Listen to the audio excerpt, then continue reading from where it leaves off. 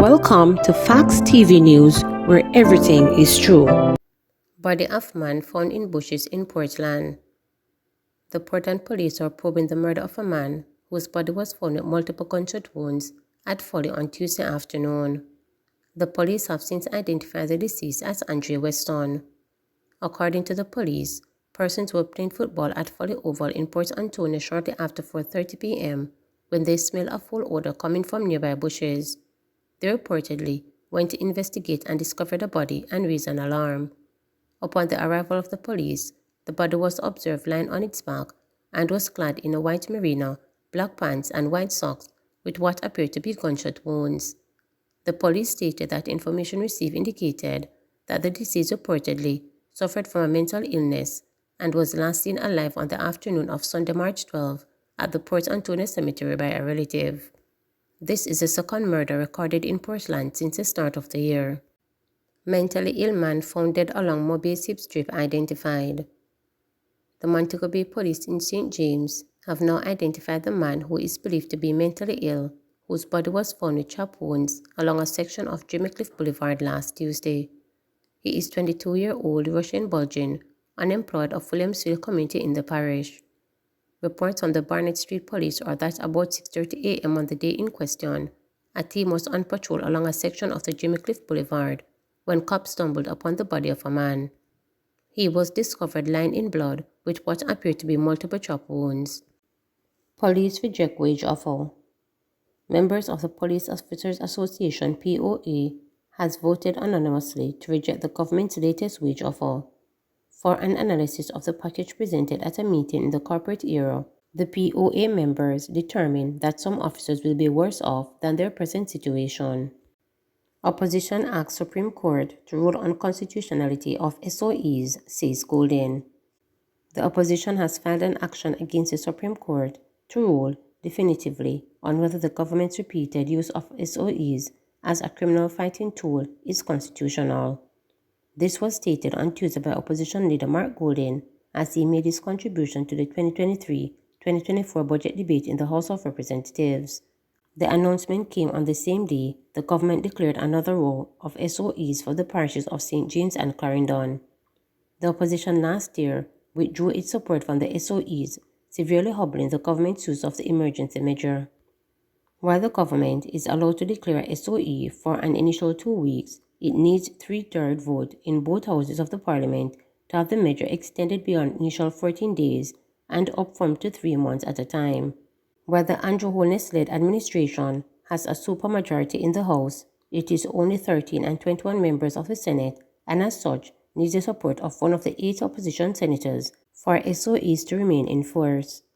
Yesterday's declaration of another round of SOEs by the government is the fourth such, including 2 last December, since the opposition withdrew its support in November. The opposition has argued that the repeated use of SOEs is unconstitutional.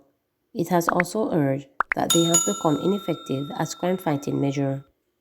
For its part, the government has insisted that the SOEs are not unconstitutional and has repeatedly stated that no court has so ruled. Meanwhile, Golden on Tuesday also voiced concern over what he described as the increasing militarization of law enforcement in the country. It is not a strategy that we, the People's National Party, endorse. It is dangerous, and it has not proved to be effective, he stated. We have parted company with the government in its repeated and ongoing use of states of emergency as a routine policing tool in areas where there's a flare-up of violence. Our clear understanding is that the state of emergency is the Constitution's measure of last resort to protect the state from being subverted. And we know that this is the right direction because it stands up for the rights of the Jamaican people, all Jamaican people, and in particular the voiceless. In late December last year, a month in which the government twice declared states of emergency without coming to Parliament for approval, I advise the public that this was such a significant matter to the future of the country. We'll be seeking the guidance of the court on it. Well, in the public interest, an action has now been filed in the Constitutional Court, seeking a declaration that the manner in which this government has repeatedly used the states of emergency since 2017 violates the Charter of Rights and is unconstitutional. St. Catherine wanted man among 5 held for firearms. 5 men, including a St. Catherine wanted man, have been taken into custody following the seizure of a firearm and several rounds of ammunition at Pier 3 Bottom, Runaway Bay in St. Ann on Tuesday. Reports from the St. Anne's Bay Police are that about 5:35 a.m., a team of officers conducted a targeted operation in the area, where several premises were searched. 23-year-old Kevin Fletcher, otherwise called Tippy, of Linseed St. Catherine, who was featured on the Jamaica Constabulary Force Wanted Wednesday campaign, was allegedly found in possession of a 9mm pistol with a magazine containing 3 rounds. He was taken into custody along with 4 other suspects. The identities of the 4 other suspects are being withheld pending further investigations. Sellout. Scores of members of the Jamaica Teachers Association (JTA) have opted to withdraw from the union after its delegates voted to accept the government's new compensation package. The JTA late Sunday evening announced that 80% of its delegates, 629, who attended a specially called virtual delegates conference voted to accept the latest wage package offered by the government, while 19% of eligible voters, 147, said no. Following the vote, the JTA, through its Secretary General Dr. Mark Nicely, wrote to the Minister of Finance Dr. Nigel Clark conveying the wishes of the delegates who represent the 78 district associations island-wide and requested that he execute the necessary processes to facilitate the signing of the heads of agreement. The signing was done on Monday afternoon at the Ministry of Finance with journalists being barred. However, information reaching the media is that JTA President Lysandra Harrison withdrew from the signing and opted for President-elect Leighton Johnson to do the signing on behalf of the union. But even as the JTA executive were congratulating themselves for securing an improved offer from the Finance Ministry, details of which are yet to be made public, angry teachers took to one of their WhatsApp group to slam the decision to sign. The teachers also started reaching out for links to opportunities to migrate. Teachers, we are a creative and talented group. Let us start using that to benefit ourselves. Let us start looking out for our personal welfare. Put ourselves first because no one else is, said one educator. Any more overseas link? Please pass it on. Can we send the overseas link here now, please? Thanks in advance, queried another teacher. The query was immediately met with links to a number of sites recruiting teachers from Jamaica. All is legit. I have only listed the programs that I can attest to. Send to your family and friends that love teaching, has at least a bachelor's degree, and would love a new experience with a better salary, said the teacher who posted the link. Go to Carib Jobs, Turks and Caicos want teachers, $37K US plus living, added another teacher.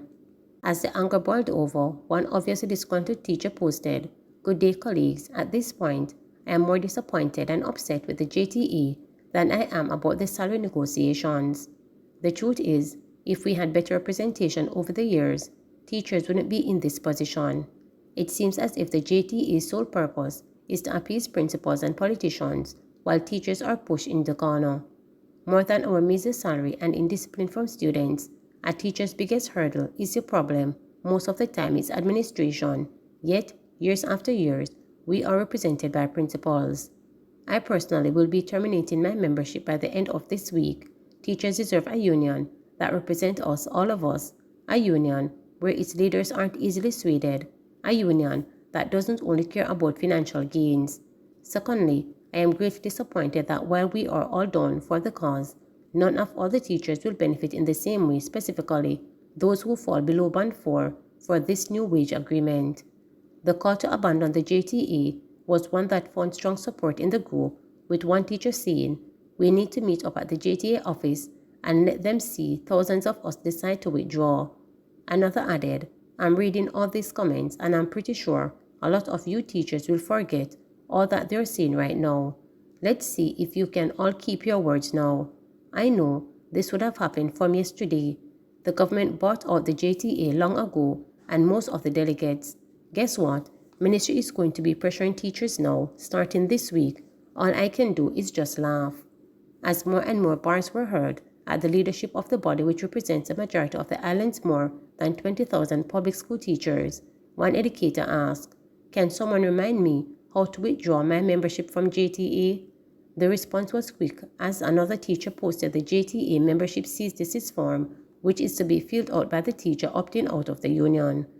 But in a quick response, a memorandum dated January 26, 2023 from Nestle was posted in the group. In the memo, the JTA reminded the teachers that they had signed a membership for allowing deduction of 1% from their gross salary or any amount approved by its annual conference monthly as membership fees. It was further pointed out that to cancel their membership, there would have to be an agreement signed by the teacher and himself. No cancellation of membership should be done without reference to the JTA, as outlined on the membership form signed by our members, the memo warned. But that did not sway the teachers in the group, with one charging that Santa Claus laughing all the way to the bank right now. Miss Jane fi show me face outside. 2,000 Jamaican dollars and few cents. At that we sell for. Please remember to subscribe, like, share, and click the notification bell